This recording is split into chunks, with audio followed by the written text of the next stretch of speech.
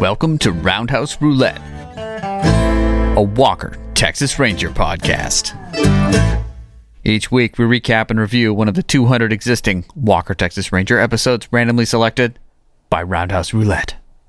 I'm Evan Dalton. You're with my brother Adam. Yo, yo, yo, what up, bro? And our best man from New Canaan, Mr. Bob Leahy. What's new, guys? Nothing much.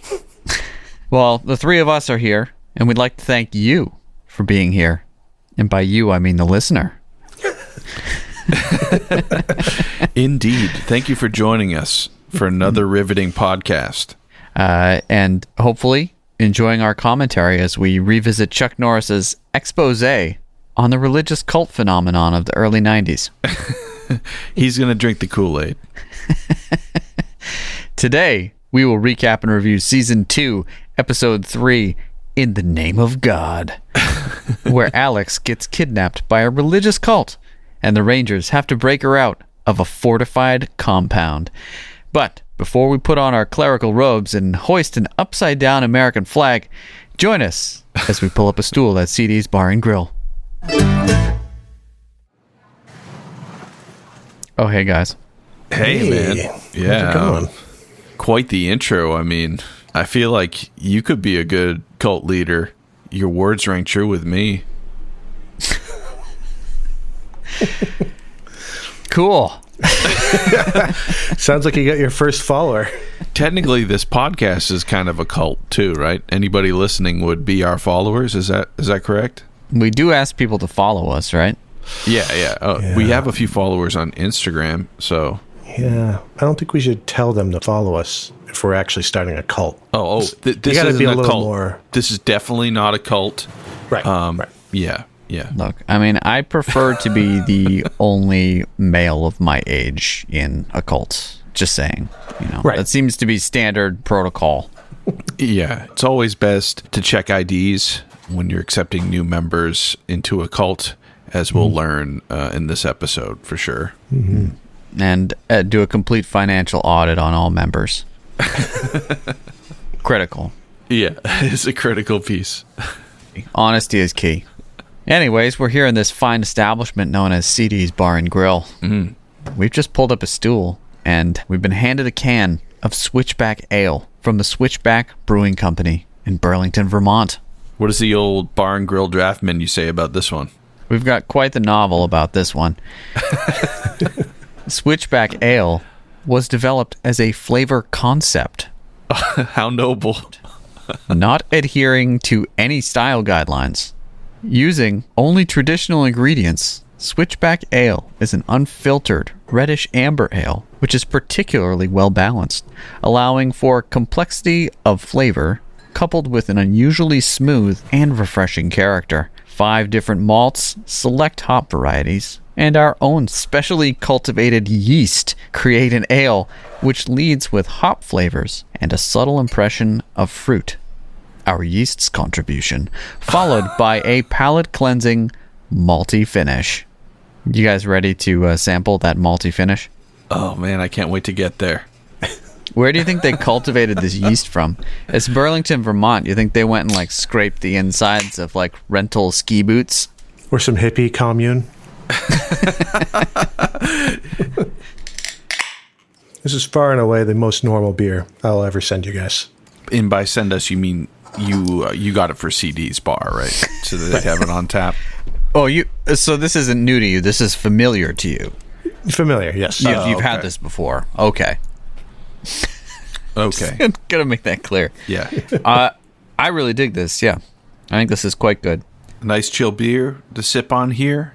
Talking about some Walker cheer. Yeah. And it's not 9%, no. So it won't floor you off the bat. You could enjoy one of these and then make it down to the bottom of the double black diamond. Exactly. Okay. Yeah. All right. It's all about Enjoy safety. one of these and then write your memoirs or something like that. Is that a Shining reference or? I mean, I think a lot of people are taking time to write their memoirs these days, Yeah, I mean, we could be doing that. Instead, we're doing something far more productive. Well, I'll say, this Walker podcast is kind of, it's a living memoir, really, of the three of us. In that we don't talk about ourselves at all. Yeah, pretty much. Exactly. People hear that I have a podcast with you guys, and they're like, "Oh, how are they?" I'm like, "I have no idea. We just talk about Walker, Texas Ranger." Yeah, we don't want to get it personal here. We don't want to get personal. I mean, that's the irony of this, is that we're seeing each other so much, but not learning anything about each other. I think we're learning a lot about each other through Walker. Wow, really brought it back there.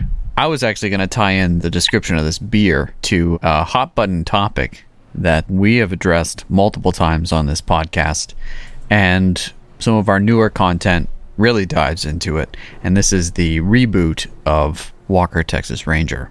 And, you know, this beer, it uses only traditional ingredients, kind of like a traditional Walker, Texas Ranger episode, which uses explosions, roundhouse kicks, car chases, lofty ideals, and car chases. And it crafts something that does leave my palate with a pleasing malty finish. So you're saying that Jared Padalecki's reboot leaves your mouth with a pleasing finish? Is that where you're going with that, or? No, I was saying the original Walker is it's well balanced. Okay. You know, it allows for complexity, but doesn't usually show it off. No, not at all. For listeners out there who listened to our mini-sode and got our reactions per the reboot, we're going to touch a little bit on the fallout before we jump into this week's episode, but it did seem a bit overstuffed. Oh, yeah. Very much so, but also lacking in exposition in multiple places as well. It's an odd combo. It was. They somehow managed to do both those things. But I saw this quote today: "Perfection is achieved not when there is nothing to add, but when there is nothing left to take away." And I kind of feel like they didn't take out the right things. There were actually a lot of complaints online about the music being too loud to not hear the dialogue, which I had mentioned on our podcast. And I think a lot of people are kind of like, seriously? What? You sure those weren't just old people saying that? What? Nailed it. But so before the episode even came out, I shared Sean O'Neill's article from the Texas Monthly Magazine on the socials, and it instantly spurned some hatred on the Walker Texas Ranger group. I mean, the show wasn't even out yet. You know, I was just saying, hey, here's a way to get us OG Walker Texas Ranger fans mentally prepared for Walker on the CW's premiere tonight. I mean, people hadn't even seen the show, and they were just dogpiling on this. Paul Wheeler says, it's like Woody Allen playing Rambo. I'd go see that. Yeah, that would be good cinema. There is no one else. There is only one Cordell Walker, and that's Chuck Norris. What's funny about these things is that no one, I mean, just like everything on social media, no one actually read that article. Right, yeah. Because the article is pretty critical, right? Like, very much exactly, so. Yeah. Our bud Mondo from the Talented Slackers podcast hit us up on Twitter. He said, if you're looking for anything like the original show, you won't like it. I'm sure the CW audience will like it, but with the route they're going, it's not bringing anything new to the table. Yeah. Yeah, that's kind of what we all agreed on the other day. And granted, all these reviews online and everything are knee-jerk. Like, pretty much, there's people giving it, like, 10 stars, which is insane. Even if you're a fan of, like, Jared and any of his other stuff, to give that pilot episode a 10-star is insane, right? Yeah, that's... But to give it a 1-star is also insane. People who are like, oh, this isn't my daddy's Walker, 1 star. People who, like, love Jared, 10 stars. I'd say it's probably in between. It's probably about 5 stars. Yeah, I would say that many things in this world are diametrically opposed, and the internet brings out those polarities quite a bit. Yeah. If someone cares enough to write a review about anything, say a waffle iron on Amazon, chances are... they're crazy. Well, yes. One, chances are they're crazy, and you don't want to be getting their opinion as to whether or not they like it or not. Or the waffle iron set their house on fire, and they're giving it a 1-star review. Or they proposed to their wife using a waffle with a wedding ring inside of it, and they used that waffle iron to make it. There's no in between. The diamond, and she found out it was a fake diamond. She ate it accidentally, and then Oh yeah, and they returned the waffle iron. Yeah, actually the waffles were so bad she fed them to the dog, and then they had to wait for the dog to poop out the ring. Oh man, I think we've basically made a romantic comedy here. Yeah. All right. yeah. Anyways, Okay. you're saying about reviews. Yeah. Well, also one other thing about reviews that is so annoying is when people are like, "I'm not even going to watch it," and then gave it like a 0 stars, and then there were people who were like, "Jared's awesome. I can't wait to see it." 10 stars. It's like, I don't think you guys understand how reviews work. No. No, they don't. No, but if you expect anything better, I don't think you understand how the internet works. Yeah. Actually, I don't think we understand how the internet works. I don't think we do either. Because Probably any not. press is good press, Right. and any review is a good review, regardless of whether someone listened to it or watched it. So take that into mind as you listen to this podcast. And if you see anywhere for you to like or comment or rate our podcast, please do that. Yeah. Engage But as with rating our podcast, you should definitely go with 10 stars. or 0. Smash that like button. Yeah, Smash it. Whatever I said about, the honor system and rating doesn't apply to our podcast. Only 5 stars. Anyway, per the reboot, let's check in with Rotten Tomatoes statistics here. To be clear, I wasn't aware that Rotten Tomatoes did TV shows. Also, to be clear, I wasn't sure that Rotten Tomatoes was still a thing after there was some issue taken with the website for it, basically having the issues we just outlined, where people either rated things without seeing them or just went all or nothing on reviews. That said, Rotten Tomatoes has not certified this fresh. I would say that it's a pretty abysmal score of 27% from critics, and an audience score, as we'd expect, of 51%, which Right is down the basically middle. right down the middle. Yep. I guarantee you that 99% of those people either gave a 1 or a 5-star review, which is what gave it that 51%. So. Yeah. And yeah, they kind of do a critics consensus, and they say, despite decent performances, Walker's bland storytelling and limited action fails to fill the namesake's butt-kicking boots. Pretty accurate. Eloquent. I love it. Well, it should be interesting because apparently the Walker debut gave the CW its best Thursday viewership since 2018. So clearly people tuned in to see what was going on. Yeah. It'll be interesting to see how those numbers look next week.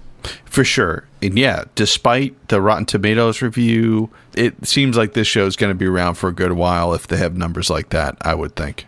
Yeah, like I said, we'll see if those numbers stick with it or if it was mostly curious people tuning in like to us. be disappointed by a severe lack of explosions and roundhouse kicks. I've got a feeling it was a lot of people who have Walker Texas Ranger podcasts. They were probably watching. Probably accounted for 50% of the viewership, I'd say. At least. Well, all of that said, we've actually got some real Walker Texas Ranger to cover this week. So let's get on into it. If y'all are watching along at home and don't want any spoilers, hit pause and watch Season 2, Episode 3, In the Name of God, and come back to us. Welcome back. Let's dig into this one, guys. So this episode originally aired on October 30th, so Halloween season for sure, in 1993. And it opens up with an old school Walker Texas Ranger arms deal going on. Yeah. Does it ever? It was kind of an abrupt intro, was it not? It was, yeah. I had to rewind it to make sure I didn't skip anything. Was this like the 7th or 8th episode of the Ever, show? yeah. Like, yeah. Yep. So still pretty green. They're still working on their musical chops, so they didn't really have anything to lead in with. And so it's Walker and Trivette like up on a hill, peering down at 3 guys doing like an arms deal. One of the guys who's kind of selling the guns is a character who is in the series a good amount early on. His name is Cobalt, and he's kind of like a squirrely Jerry Lee Lewis looking kind of guy. Yeah, he's pretty classic. We've actually seen this actor, Marco Perea. He was in the episode No Way Out, but he was playing a different character in that. I think this maybe is the first time we see Cobalt in the series. I'm not sure, but it's definitely our first time seeing him as this character. Yeah. So they're up on the hill, Walker and Trivette looking down on them, and Trivette's like, Walker, you've got this truck here, and we've got all these boulders here, right? We should just take your truck and push the boulders down just to startle them, you know? And then I looked at the grill of the truck. Yeah, this is season 2. That was not a Dodge Ram. No, it's a GMC. Yeah. Some of that. It was still pretty honking, though. It still had random lights and the brush guard, so yeah. But Walker's kind of like, no, that's not going to work the way you think it's going to work, Trivette. And Trivette's like, Walker, why can't we ever do things my way? And Walker kind of walks down this hill. And the way it's edited, he kind of walks down really quick. But we find out later that hill is pretty large, is it not? Yeah. Oh, yeah. Walker kind of just appears behind the guys doing this gun deal. And they've got guns. But Walker kind of just holding out his pea shooter doesn't stop them at all. They're just kind of like give up right away, right? Yeah, I was pretty disappointed. When this episode started, I was like, oh, yeah, hit the ground running. Exactly. Well, you know, they were testing out the merch, but I don't think it was loaded. That was my interpretation, at least. Oh, yeah, because you don't provide the ammo because someone buying guns from you would just hold you up and take the guns with the guns you sell them. Right, like in Terminator. Yes. Yes. And we know from this interaction that Cobalt has seen Walker in action and immediately knows the gig's up when Walker shows up. Oh, yeah. He's just like, all right, what do you want me to do? And Walker's kind of like, all right, tie your buddies' hands up with their belts. And then Walker saved the actual handcuffs for Cobalt. Now, Walker's got this whole thing wrapped up, and Trivette's nowhere to be found. And we're like, okay, well, I guess Walker's way worked, just walking up behind them and telling them to handcuff each other. And while he's getting everything squared away, what happens? I guess Trivette basically, well, in reality, totals Walker's truck. Yeah. But yeah, Trivette foolishly decides to push these boulders down. And so everyone has to run out of the way. And the truck is careening down towards them with these giant boulders in front of it. And Cobalt sticks around with Walker, but the other two guys with their hands tied up with belts, they just run off into the woods. So, not a very good plan here, Trivette. And that seems to be lost on him until Walker sets him straight and says, hey, man, I'm going to put Cobalt here in my truck, in the bed of my truck, and race off into the woods with my truck while you sit here with the guns and money and think about your problems. Yeah. Ugh. Zing. Yeah, this kind of sets the tone for a lot of this episode, and I think some of these early seasons, there are a lot of hijinks. I'll say. Some goofy relationships. There's definitely some nuance to the interactions between the characters, which it's kind of refreshing. Yeah, and it feels a little more like a 70s movie kind of feel to it. Definitely. A lot more air between everything. Yep. And even the film grain looks a little grainy. It's a different vibe for Walker.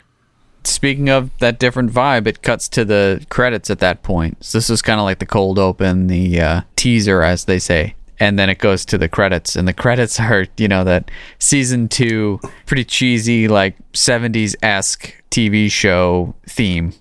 Yeah.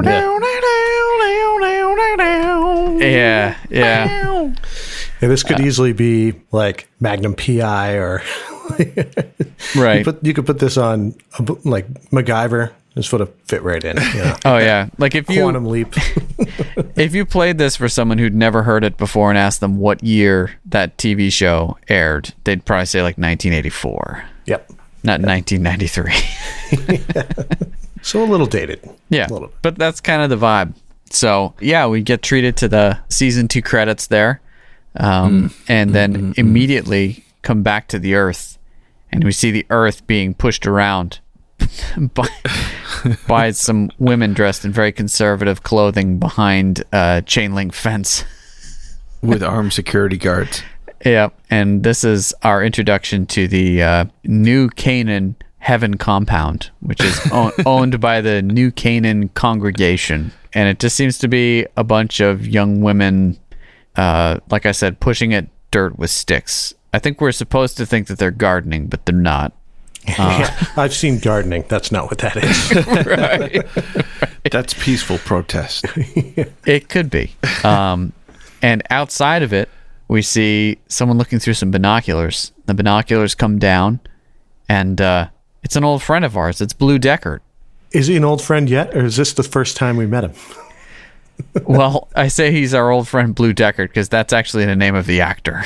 I do not remember what his name is in the episode, but I think we've seen him 2 or 3 times already. As different characters. Oh, yeah.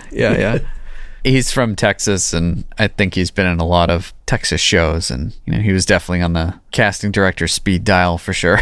Yeah, I see he's on Friday Night Lights. Yeah. So he's snooping around outside, and he's like, "Oh, this is I can't deal with this." Like these young women, they're under armed guard, and I've had enough of this. And so he drives his sedan through like this old wooden fence, and then drives up to the main gate. And then these armed guards stop him, and we learn that he's looking for his daughter Emmy, who I guess joined this group. She comes out, and she's preggers, and she basically seems to have been brainwashed by the cult leader Bodhi, who's given off serious Creeper Town vibes. Yeah, you could say that. He's playing the part. Creepy cult leader. Amazing bad guy. Was he not?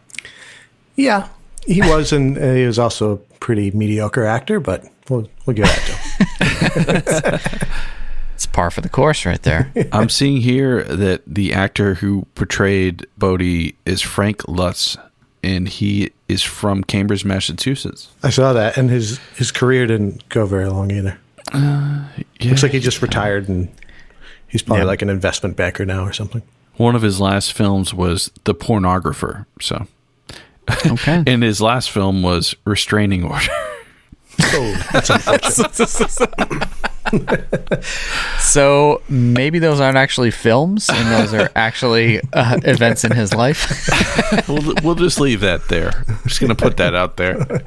Okay, so he was inspired by his role here as Bodhi. Okay, cool. So this father's imploring his daughter to come with him, and she says, "I'm 18 now. I'm old enough to make my own decisions, and I'm with child now, and Bodhi's so great." And the father's like, "What are you doing here? This is criminal." And Bodhi's like, "This is a haven of peace, protecting the flock. There's no crack, no HIV, and no rock and roll." How did I know you'd write down some of this crap? Oh man, so creepy. And then he like kisses his fingers and then touches them to the lips of this girl. It's like so Creeper Town. It is creepy. Oh and my again, god, that's why he's a great bad guy. He's not a bad actor. I think he's awesome.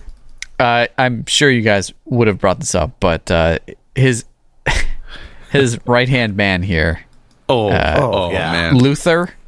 Is that his name? I didn't even find out what his name was. They mentioned his name a couple times. Luther. He's like. Do we mean the bodyguard type? Yeah. Or the other guy? Yeah. Okay, yeah. Okay, that's what he's dressed in like this super tight like kids camo shirt and camo cargo pants. Yeah. And he has like.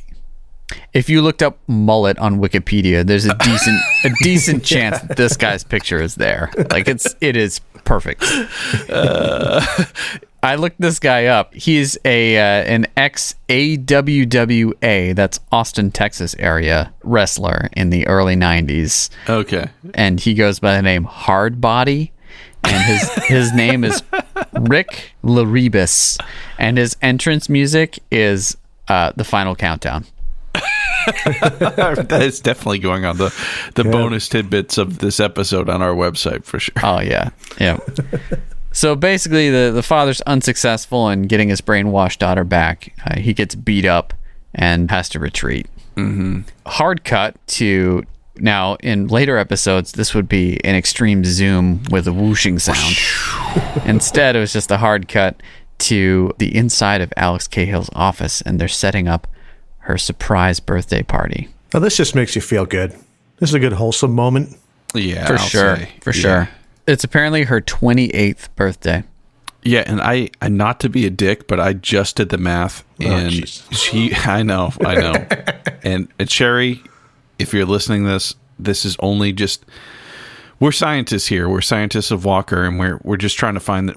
We're getting the hard data here. Yeah, exactly. The truth is out there. Yeah, the actress who portrayed Alex Cahill, Sherry J. Wilson, was around 35 years old when it was aired. So, I mean, that explains why she was so happy during this filming. You just tell me I'm 28. But here's the problem with that. She just shaved 6 years off my Yeah. life. That makes it 6 years more creepy that she's getting with Chuck Norris, who's already like 20 years older than her. Well, are we to believe that Walker's 28? He's forever 28. Yeah. I have could no be. idea. Well, we don't know his age. That's canon in the show. You're right. So if age is malleable in the Walker universe, they could be the same age.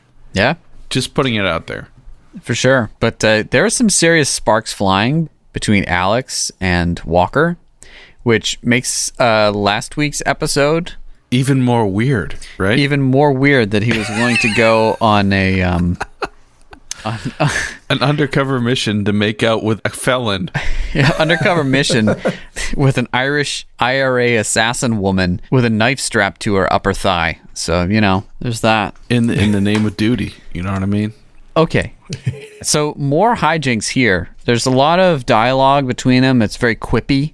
Yeah. And And Walker Walker is actually kind of smiling a lot, and you can kind of almost believe there's some chemistry between him and Alex in this scene. Yep. Uncle Ray's there, played by Floyd, Red Crow Westerman. He says age 28 is a great age for bearing children, and looks over at Walker. Oh, Lord. And I just, I had to say out loud to him, sorry, buddy, 8 more seasons. Red Crow putting out some creepy uncle vibes. Yeah. Right? You'll be dead by then. And then Walker gives his gift to Alex, and I'm like, all right, this should be good. Yeah, it was a turquoise bracelet. That was his mom's?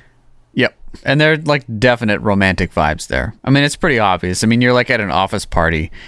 It's like going to an office party and someone buys someone like lingerie or something. You're like, okay, there's something between those two. Have you done that before?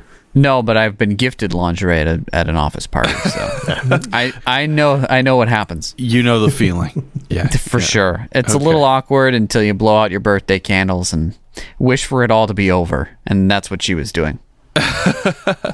Yeah, so they're like, make a wish. She blows out the candles after kind of eyeing Walker before making the wish. And then CD out of nowhere is kind of like, I know what she wished for. Walker. Classic. Awkward. We've put a lot of time in on this birthday party, but they're like, any last minute gift ideas? And she's like, well, you could go pick up this witness. And Walker's like, what's the catch? And Trivette's like, how dare you think that there's some catch? We just need to go pick this guy up. And so they go and they need to pick up this guy named Meggs, who apparently has a hog farm. Critical detail to us, but maybe not so much to the production crew, because when they go to pick this guy up, he's putting stuff in the back of a truck that has Meggs Hog Farm crudely spray painted, like it was done in like 5 seconds on the side of it. It's pretty good. And there are no hogs to be found in the scene where he's at. Absolutely. Jokes on Trivette here because this guy, he's enormous. Yeah, he's massive. He is awesome. And he looks like he could pick up Walker and Trivette and use them as hammers. For sure. So they go to pick this guy up, and they're sort of comically tossed around. There are more hijinks here, and he tries to climb up a fire escape to get away from them. Long story short, they all end up falling into the back of the hog farm truck. So they all get stinky when they have to book him. But he's a witness, right? So they might have a subpoena for him to show up in court, but they're being very aggressive trying to get this person to come into court. They risk all 3 of them falling off a fire escape from like 3 stories up. And it's a good thing his truck was filled with a soft landing for him. For sure. I mean, it was a fun scene. you know? Yeah, while they're booking him, Alex shows up at her office, and waiting for her is Emmy's dad, and he's all beat up. And he basically says to her, "Oh man, my daughter's in this cult, and the guy running it is no good, and this thing is all messed up." And he's basically just using this to make these girls go out and beg for money at street corners for them. Yeah. I thought that was an interesting side point. And he's knocked every girl up in there. It's like, what? And Alex Cahill, a woman district attorney, shows surprisingly little compassion. Yeah, she's like, well, she's 18. She can do whatever she wants. Exactly. It's like, she's just another one of those cults, you know? No big deal. She's going by the letter of the law, guys. You can't let emotion get into this. Well, granted, it is her birthday. She's like, I don't want to deal with this right now. It's my birthday. It's true. It's true. I just got this awesome bracelet, so... Yeah. So anyway, she's like, okay, I guess I'll go down and check this thing out. She's going to go to the cult compound to check on the daughter. Yeah. And just talk with her, is what she says. Just to see what's going on there. Make sure everything's above board. For sure. So Alex shows up. She's like riding in her sick early 90s Pontiac convertible. With the roof down. Yeah. And the gates are open this time. She just drives right in. And she pulls over next to some women who are playing in the dirt, and they're like, "Oh, are you looking for Bodie? The pretty ones always ask for him." It's like, what the hell? Yeah. And by the way, she's wearing like this ridiculous like beige bodysuit. You know, it's just like poofy pants and a shirt kind of thing. It's weird though. It is weird, it's a jumper. It's definitely a time capsule from the 90s. Yeah, for sure. It was probably a slamming outfit when that came out. Just like that car was. Well, yeah. She's like, no, I'm looking for Emmy. And so she goes and meets with Emmy. Oh, and she hears gunfire. Yeah. And it's like machine guns. And this woman who's like directing her to where Emmy is, she's like, hunters. Right. And I'm like, oh, maybe they are actually hunting is what I was thinking. And then no, they cut to the cult leader standing up on like a hunter's perch, looking down at his guards in fatigues doing military training. And in order to make it real, he's firing live rounds into the air. He's like, they need to smell live rounds. They need to smell death. Yeah, he has some amazing lines in this episode. And his accountant is there with him. And we learn later that they're old friends, and he's been by him the whole time as he kind of created this scam of a cult, initially just stealing money from old people, but then he built it up by getting all these young girls who go out on the streets and get money for the cult as well. So it looks like they're getting it from a few different angles. But the accountant later says, hey man, you know, you're getting all these girls pregnant. That's going to cost us money. You really need to slow that down, you know, and they're just not on the same page anymore. The cult leader's kind of drank his own kool-aid, and the accountant's kind of like, this guy's kind of crazy, but I kind of don't see a way out. And during this training montage with all the people in fatigues and everyone shooting guns and all this smoke, bombs going on. It's awesome. The accountant's just kind of standing there watching it all too, and you're like, what is happening? Well, some guy runs up. He's like, the assistant DA's here asking about Emmy. And the guy's like, oh, crap. Stop the drill. Stop it. Yeah. Brody's like, all right, guys, quick. Stop. Do you think she heard anything? That was just, you know. It was hunters. We're a peaceful compound. So he drives out to meet Alex. And when he pulls up, Emmy's like, isn't he amazing? And Alex is like, Alex is like, oh, Emmy's dad is going to be pressing charges for aggravated assault. And Bodie's all like, were there any witnesses? As I see it, he tripped getting out of his car. Isn't that right, Emmy? And she's like, yes. Yeah, like she kind of looks at Alex and is like, look, I love my dad, but I don't want any trouble here. And Alex is like, all right, well, I'll just be on my way. And they're like, nope, you're going to have to stay here. The electric fence is closed and it's on a timer that we can't possibly override. So you're going to have to spend the night here until it opens in the morning. You're going to have to spend a night in heaven. And let's just say it's more than 7 seconds in heaven. Yeah, for sure, for sure. Which seems pretty ludicrous and over the top and ridiculous. And she takes it surprisingly well. Yeah, totally. She's like, well, do you have a phone? They're like, no phones here, no TV, only the Bible. At that point, I'd just start climbing the fence. Like, and this giant jug of Kool-Aid. I know, right? Lights out at 4 p.m. The bad one might come over. Anyways, apparently she spends the entire night there, and we cut to like the next morning. Right. Which seems totally bizarre. And she's talking with Emmy again, and she's about to get in her car, and Bodhi comes over and he's like, well, did you enjoy your night? And Alex is like, no. The way I see it, there are several felonies that you're committing right now, and I'm going to go turn you in. Including statutory rape, because Emmy just turned 18. And she was like 8 months pregnant. Yeah. Yep. So do the math. And Bodhi, you can see it go through his mind like, okay. So he's like, I'll just keep you against your will here. And it's all good. So he kidnaps her. A number of times he snaps his fingers, he goes, and like his like hoods know what to do once he snaps his fingers. It's like, oh yeah, if there's a woman there, just take her. Yeah, it's, standard operating procedure here. Right. So, she's like, I'm an assistant DA. You can't do this. And he's like, man's laws pale in the eyes of God. Right. There you go. Meanwhile, Walker and Trivette are bringing Megs in to testify, and Alex isn't there. And so Walker's spidey senses are tingling. And he's like, she would never miss a court date.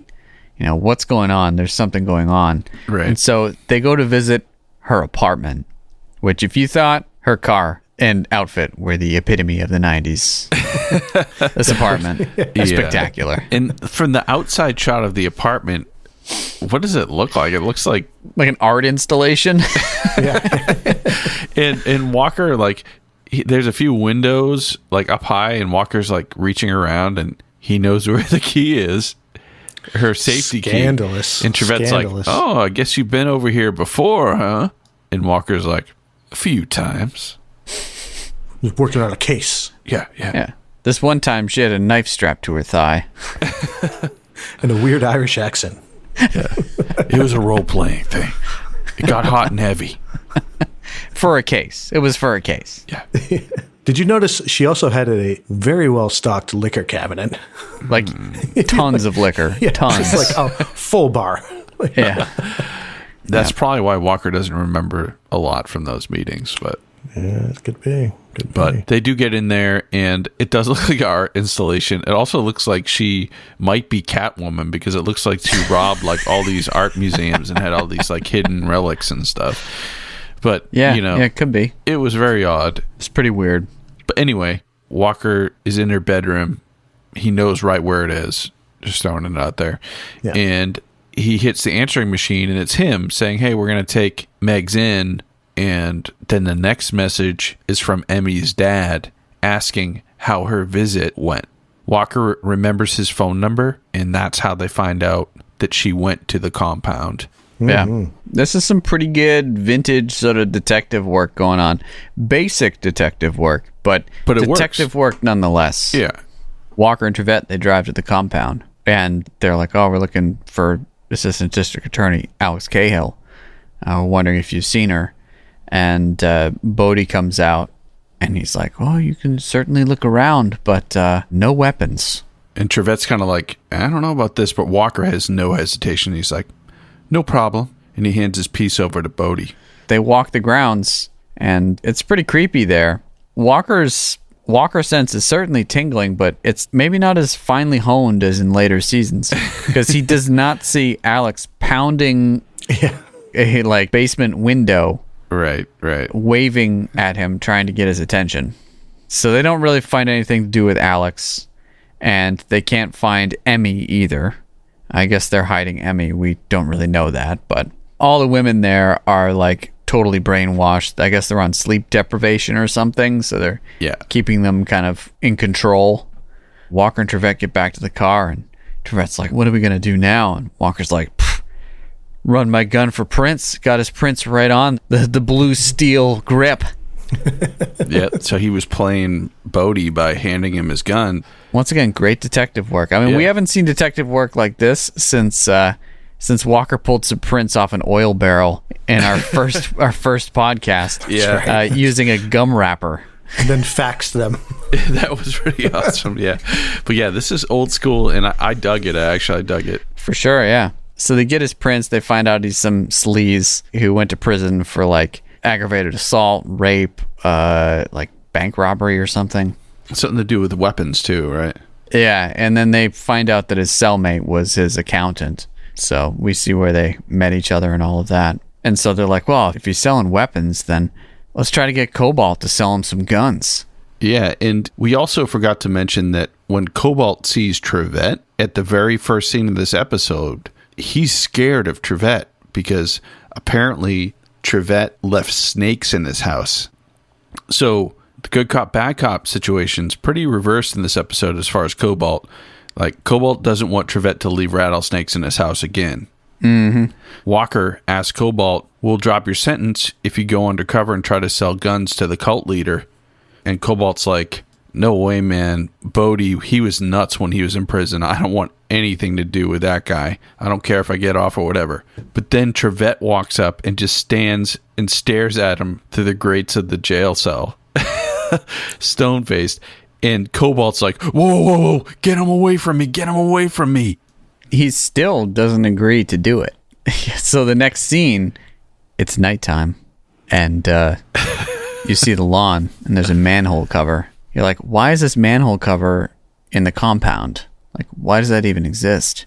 Right. And then you're like, oh yeah, it exists so that Walker and Trivette can crawl out and be total badasses. Now, this scene, the way Walker kicks in this scene, right? It's freaking awesome.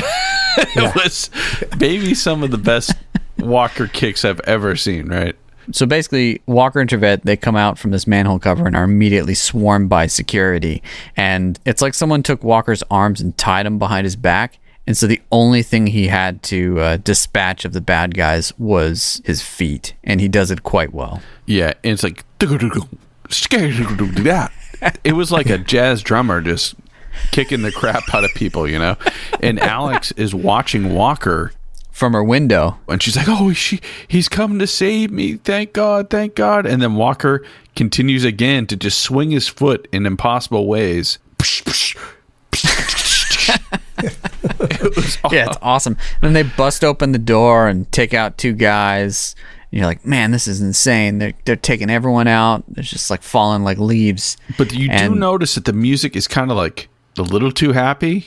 I guess a little triumphant. You know, Walker takes out the last guy guarding the door. So this compound was built with doors to keep prisoners. So this door, it's like a normal door, but behind it, there's like a sliding steel plate. It's like the Star Wars thing that... It slides down with a remote control. Right. So Walker opens that up and rescues Alex, and she says, I love you. And he says, I love you too. And it's just at that moment that I realized that this is absolutely a dream sequence. I didn't know that, and I was shocked. Yeah, I was too. Until the next, until 5 seconds later.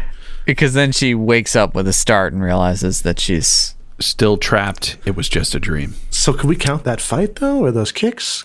They didn't really happen. Yeah, I was wondering about that. We'll get to that in a bit. Okay.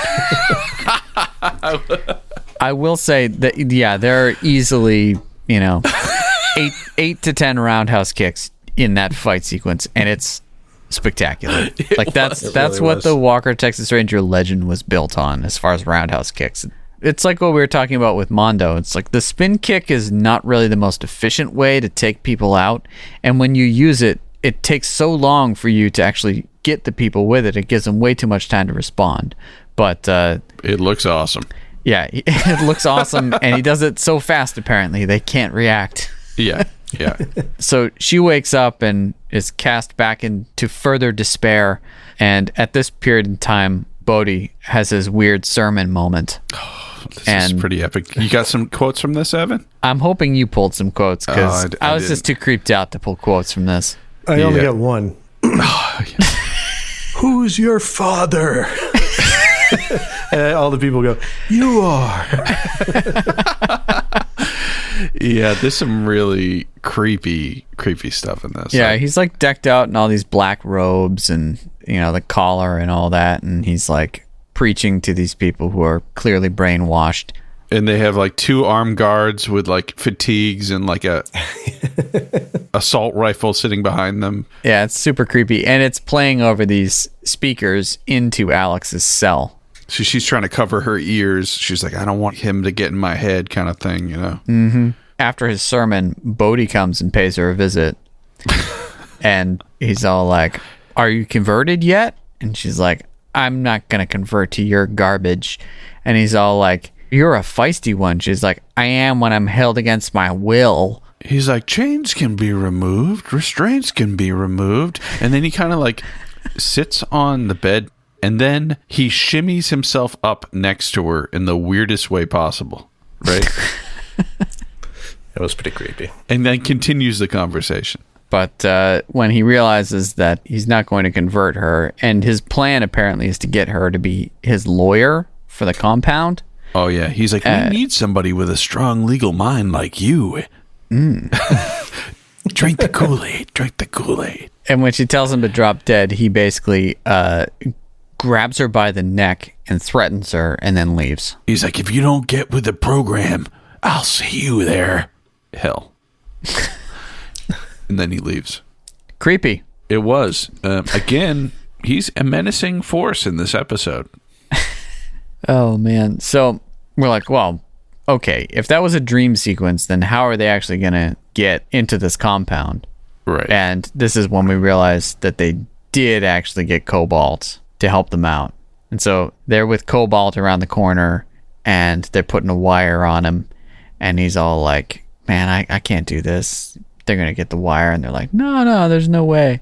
You'll be fine. Don't worry about it. It's just your life. Pretty much. And so they send him in with Trivette's car. The cult members have already seen Walker's truck. So they're like, well, we got to give him another car. And I was thinking that they were going to wreck Trivette's car again in this one, because that's usually what happens. But it is. So Cobalt goes in, and he's like, I'll say Cobalt as a character and an actor, I think he's pretty good. He's cool as a cucumber. Well, I just think, like, in general, in the context of Walker, I think that guy's pretty good. Yeah. They've had sniveling informants in the past, and we think of, like, Terry Kaiser's character. Terry Kaiser's character is not believable as, like, a con man. Right, yeah. Whereas this guy, he's kind of believable as, like, a sleazy dirtbag, but that he would just basically turn over for anybody. And so he's really useful for Texas Rangers. But he goes in and he's all like, hey, man, what's up? Right. Did anyone write down what he calls him? No, I missed that. Oh, my God. Oh, I got to find this.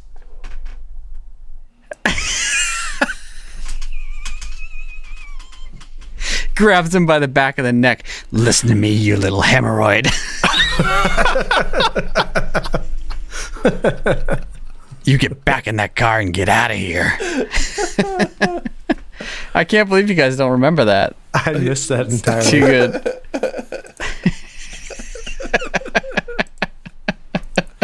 I wish I could use that in real life. I just don't see anybody anymore. Listen to me, you little hemorrhoid. Long story short, Cobalt fails, and they find the wire, and they basically threaten to torture him more than they do already with a taser. Right. But they get the information that basically it's only 2 Texas Rangers that are surrounding the compound right now. And they basically send Cobalt on his way, speeding out of the compound in Trivette's car. And his car is like a sports car, right? Yeah.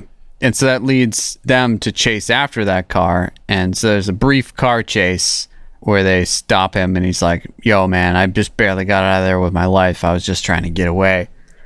And they're like, why did he send him out? Oh, they knew we'd chase him. And so we realized that this was like Bodhi's way of getting an opening to leave.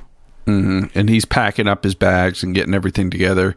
And unbeknownst to him, and I think even the Texas Rangers... And us.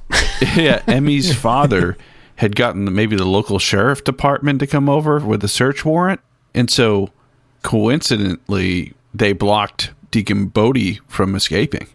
Yeah, and he was in his like sick red cult leader Jeep. Yeah. And he was actually going to leave with Alex Cahill as an insurance policy. And Emmy was like, aren't you going to take me with you? As he's driving away, she's kind of walking alongside the Jeep, and he's like, oh, I'll send for you. He's like, tough luck or something.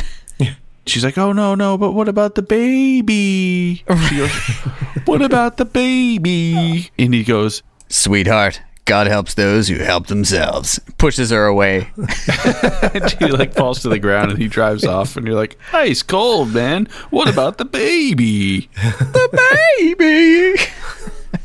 Oh, man, so pretty terrible. good. But Yeah. then he kind of realizes, oh, crap, the sheriffs are out there. He's like, seal up the border. And they put up the electric fence again. And he knows what has to be done. He heads to one of his guard towers that at the top of it happens to be mounted a machine gun. Right? Oh, yeah. Yeah. Oh, my God. So they basically just like start raining down bullets on these sheriff deputies. What follows is an unbelievable standoff, right? Like even the sheriffs are getting a few like crazy pistol shots off at these fatigued guards at the Heavens compound, and Deacon Bodhi's up top firing down his machine gun fire down on these 3 sheriff cars, and they're all hiding behind the cars and stuff, and it's just beautiful chaos. But rest assured, the Texas Rangers show up, Walker and Trivette pull up. and Walker gets on the bullhorn and gets to the bottom of things. There's another good line where Walker's like, if you don't give up now, you know what's going to happen. And Bodhi's like, I'll die a hero. And Walker goes, no, you'll just die. Nice. That was awesome. Yeah. It's pretty good. And so pretty much he's like, oh, crap, what am I going to do? So he has Alex up there on the guard tower with him. And he's like, if you guys don't get me a helicopter in the next hour, I'm going to start killing people 1 an hour, and I'm going to start with Alex. So they stall him for about an hour, and it's almost an hour. And Walker's like, we got to figure a way to stall him. So with about 6 minutes to the hour, he calls Bodhi and says, hey, we can get you a chopper, but they're having to outfit it with an extra tank so that you can make it to your destination. It's going to be the morning before we can get it to you. Stalling for time. Yeah, and Bodhi's like, you're trying to play me, man. No deal. I'm going to kill her, man. And Walker's like, you do what you have to do. There's no hesitation there. Calls his him out. bluff. Yeah. Yep. Did you guys notice that the first conversation between them, Walker was using a bullhorn and Bodhi was just shouting down? But then later on, they have a cell phone. Oh, yeah. I thought Bodhi didn't have any phones on the compound. How'd they get his number? I don't know. I'm not, there's too many. Yeah. Anyway, it was a little confusing. You're right. There was 54 minutes before that where they're just hanging out. So they probably exchanged numbers. They're like, hey, if you guys don't need to use the bullhorn, you can just yell, or, hey, you know what, better yet, we'll just, here's our number. Just call us up. But Walker, can you throw me your burner cell? Yeah. Yeah, right? Yeah, at this point, they're like, okay, well, we can get the helicopter there by morning. So I'm like, okay, that gives them a nighttime to do some more kick-ass stuff. Right. And so pretty much Bodhi's like, fine, I won't shoot her and we can wait till morning, but if you cross me, you're going to be in trouble. So what happens next, Walker is talking with the local sheriff's department and is like, I want you guys to turn off the power here at the compound at exactly 12:02. This is military training right here. And that's so they can cut the electric fence. And now Trivette's like, who's going to test if it's turned off or not? And Walker's like, You rookie. yeah. And then Trivette just kind of rolls his eyes like, yep, knew it was going to be me who might get electrocuted here. Nighttime falls and Bodhi's walking around and his lawyer's like, hey man, it's not too late. We can grab all the paperwork and we can escape through the secret tunnel. No one will be able to find us. And Bodhi's like, Or find me, you mean? And then he shoots his lawyer. Right, which we saw a mile away. We're like, dude, you just sealed your demise by saying that. Right. And just as he shoots his lawyer, the lights get cut out. Everyone's like, what the hell's happening? I guess they don't have an automatic generator or something. And so Bodhi tells his muscle man to run to the shed and boot up the generators. Right. And that's when Walker and Trivette decide to cut away at the chain link fence with a pair of tin snips. So it's taking them about 40 minutes to cut through like 2 feet of fence. In real life. Yeah. Yeah. So the tension is real. You don't know if the power is going to come up in time for them to get through. Did they make it? They're both vaporized. Oh, end of episode. Yeah, end of the series, actually, yeah. No, of course they get in. And just as they get in, the lights come on. The security guard in the watchtower looks down. He's like, hey! And just as he's about to raise the alarm, Walker pulls a knife out of his boot, throws it at the guy machete style, and that guy falls off the tower, but doesn't fall to the ground. He's like, somehow he's like got like a bungee cord that doesn't stretch. Right. Yeah. I'm like that. Like if someone actually fell with that rope tied to the leg, like that probably almost would have done more damage than if he just fell. Right. Yeah. Right. Pulled the leg off. And he's just like swinging there. Yep. But he's got a knife through the heart. So yeah, he's got bigger problems than that, I guess. You guys catch what Trivette said? Nice shooting, Tex. No, I wasn't sure if that was a remark at Walker or if it was a remark at the guy in the tower, because the guy in the tower was like, don't move or I'll shoot. And then Walker throws a knife at him. Either way, sweet one-liner. And, if we had thought that the dream sequence was over the top and ridiculous, this is basically just like take 2 of that. So yeah. I kind of consider them the same because the dream sequence isn't any more unrealistic than this one was. Yeah, that's why the dream sequence was so believable, because it's like, this is what normally happens.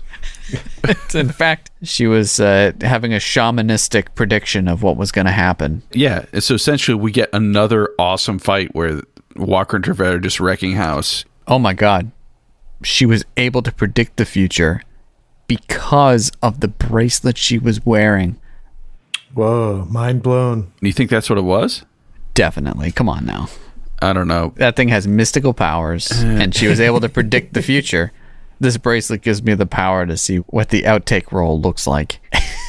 Give me some play-by-plays on this fight here. So he throws the knife at the dude. The guy falls out of the tower. And then they're running across the lawn, just friggin' wrecking house everywhere. Then they bust through some doors. They punch out some dudes There's a in cool the hallways. hallway scene. Yeah, there's a Walker and Trivette just working the hallway, taking out baddies. About at this period of time, Bodhi actually enters Alex's cell. Because I guess that's where the trap door is to escape for some reason. That's because they didn't want it to be out on the lawn because that would be too obvious. Yeah, for sure. Okay. So he's like, actually, I got to kill my witnesses here. And so he goes to strangle out Alex. She's fighting him, and we are now seeing the hallway, and we're like, oh man, he's going to strangle her to death. And that's just when Walker and Trivette find the room where they're in. But Walker opens the door, and behind it is that Star Wars like steel plate that was slid down, and he's banging on it. He can't open it. Walker actually finds the button on his own. He's like, oh, here's a remote. Opens the door. He pulls the guy off, throws him into a refrigerator. Bodhi pulls a gun on him. Walker kicks it out of his hand, and then Bodhi goes to throw a punch. Walker grabs him by the arm and throws him on top of a dresser, which is enough to take Bodhi out. It was a tall dresser too. It was up there. It was like, how would you throw a guy like that? He got some air, man. Yeah, it was good. Now in the dream sequence, Walker and Alex both said "I love you" to each other and kissed. Yeah, and we're kind of like, is that going to happen in real life? So they're both facing off. Walker just saved Alex from being killed. And right when you think that they're going to repeat that dream sequence, Walker's kind of like, what were you thinking going out on your own? You need to tell me before you do anything because I'm a man and you're a woman. Yep, pretty much. Pretty much, yeah. And then really feeling the moment. Alex didn't feel patronized enough. And she says, well, if you don't do it, I will. And she kisses him. And while she's kissing Chuck Norris, he doesn't act surprised, and he doesn't really act like he's enjoying the kiss until he kind of rolls his eyes and then starts enjoying the kiss. He's like, well, I guess this is cool. Yeah, exactly. That's what it was. Yeah, no. He's like, no, he's like, she plants a kiss on him for like a good 3 seconds, and he has like no emotion whatsoever, and then he's just like, huh. And then he leans into it. Yeah. Cue cheeseball harmonica lick and freeze frame. End of it. Yeah. Well, that about sums up this episode. We'd love to give a shout out to our friend and collaborator Adam Lauritsen, who's been drawing the amazing Walkerstrations featured on our social media. Be sure to check out his other art on Instagram at @imaginationrunamuck. When we come back, it'll be time for us to each rate In the Name of God on a scale of 0 to 10 boots to the face, resulting in our patented Roundhouse Roulette episode ranking, the complete results of which are available on our website, roundhouseroulette.com. Don't you dare go away.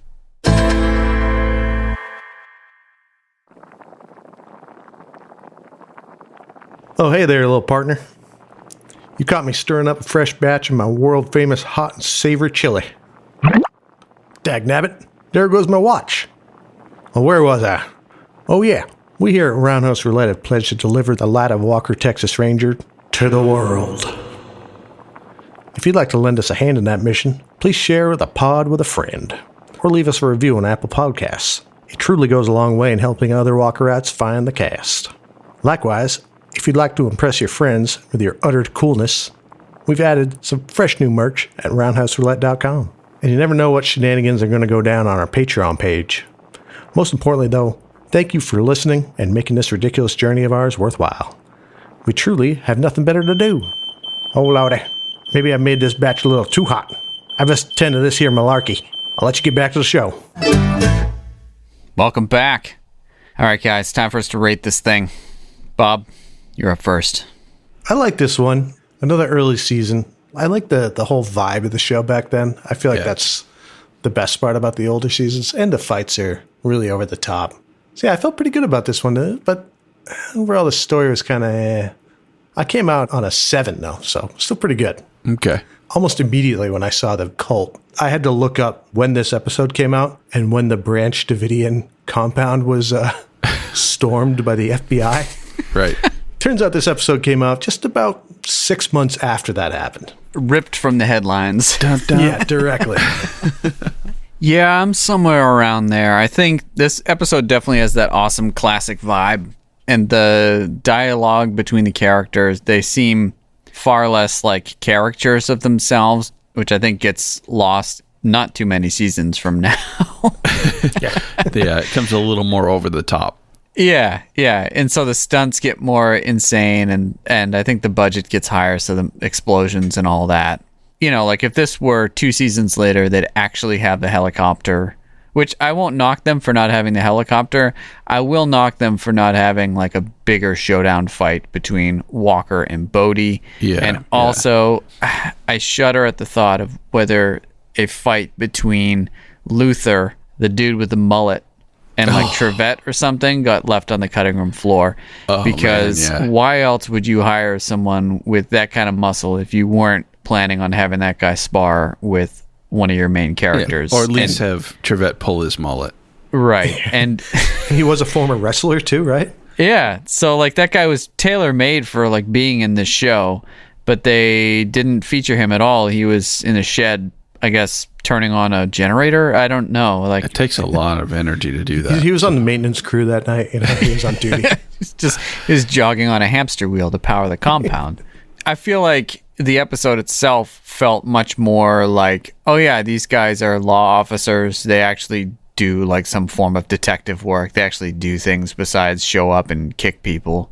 Right. So I think that was pretty good. And I think like Walker was really channeling his inner Batman this episode. So I really dug that. But yeah, it was a little flat on some levels. But yeah, I still really dig this one. I got to give it an 8.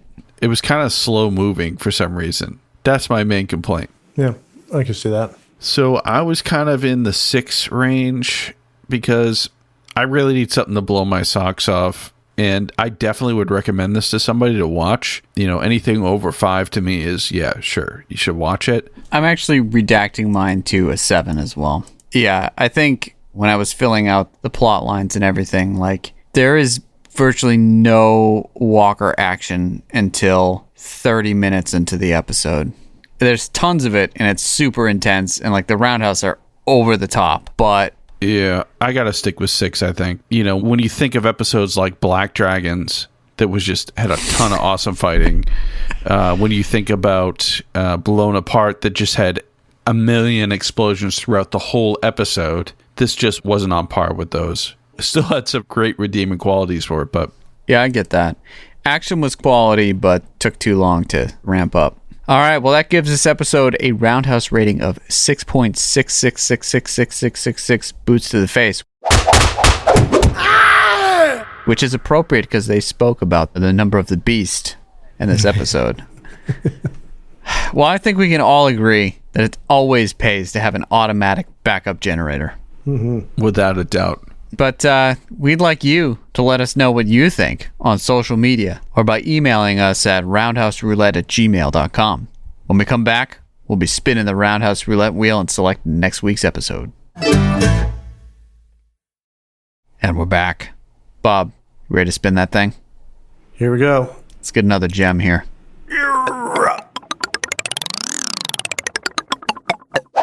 Season 5, Episode 9, Swan Song. Swan Song. I think it's the Led Zeppelin episode. Oh, nice, yeah. While tracking down the wreckage of a plane used in a brutal bank robbery 8 years ago, Walker must track the surviving and cannibalistic robber through the desolate mountain wilderness. Yes, please. Yes. Cannibalistic robber. Yeah, this one is amazing. I can't wait to hear what you guys think about it. It was a mid-November air date, so this is a Thanksgiving special here. Except this person sounds like they're cooking up human instead of turkey. Well, we hope you'll all join us next week when we share our reactions to Season 5, Episode 9, Swan Song. In the meantime, share your opinions with us on Facebook and Instagram at Roundhouse Roulette and on Twitter at @RoundhousePod. And please rate and review us on Apple Podcasts or wherever you get them. Thanks for listening, and until next week, may the eyes of the Ranger be upon you. When you're in Texas, look behind you. Oh, 'cause that's where the Ranger's gonna be.